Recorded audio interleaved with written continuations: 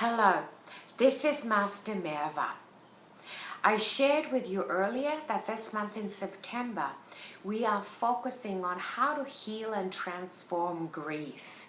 When that grief is so powerful that it influences and impacts your day-to-day life. Beloved Tina Bacala. Hi, Tina. Tina is a professional grief facilitator. She has a fantastic method that she uses to help those who come to see her to change their perspective, to change their experience of grief so that your life does not need to be driven or riddled with that grief.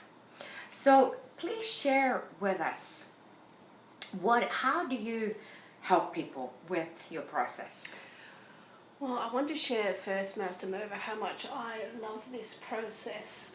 And when I first saw it, it really touched my heart because I saw people who were going from a state of being really stuck, really in heartache, really painful, to a state of being in pure love and pure acceptance. Wow. And that is why I have chosen to go ahead with the grief process, which is part of the DeMartini method. So with this method, I usually get my clients to understand the yin and yang symbol. And the yin and yang symbol is about everything having an opposite. There's always two sides. And I tell them that there's also two sides to their grief. Okay. And so whenever we are in grief, we perceive that something is missing, we've lost something. Okay. So therefore we also have gained something. And it's really a universal law that everything transforms. So when something goes away, something takes its place. Now when we're in grief, we often don't see that because we're stuck in what we saw was missing. And my process takes them through the things they perceived were missing, and I show them how that is transformed. Who is now displaying those traits. Okay. So we dig deep into their memory, and we get them to see it. Once they see it, then they start to relax. They can see there's this lovely balance in the universe. They can see that the new form is equally as powerful as the old form. And that helps to open up their conscious awareness. And it helps them to see this wonderful divine order, universal order that's going on. And that's what releases the pain and the suffering. Fabulous. You were telling me, tell us again about that. You were telling me about the lady who came to see you because she had lost her granddaughter, and then the sons were... Yes. Yeah, tell us about that. So I had a lovely lady who came to me who actually, her daughter had committed suicide. And she loved her daughter because she thought her daughter was so unique and different. And so I asked her, what she perceived was missing in her daughter now passing away, and it was the uniqueness. So we had to find where was uniqueness now showing up in her life. And when we looked a bit deeper, we saw that she had this beautiful granddaughter who was wonderful, full of life, full of joy, who would do cartwheels, write lovely little notes and cards to her. Oh, sweet. And the lady then began to see that this granddaughter was equally as unique as the daughter that had passed away. So we were starting to break down those barriers, but that wasn't enough.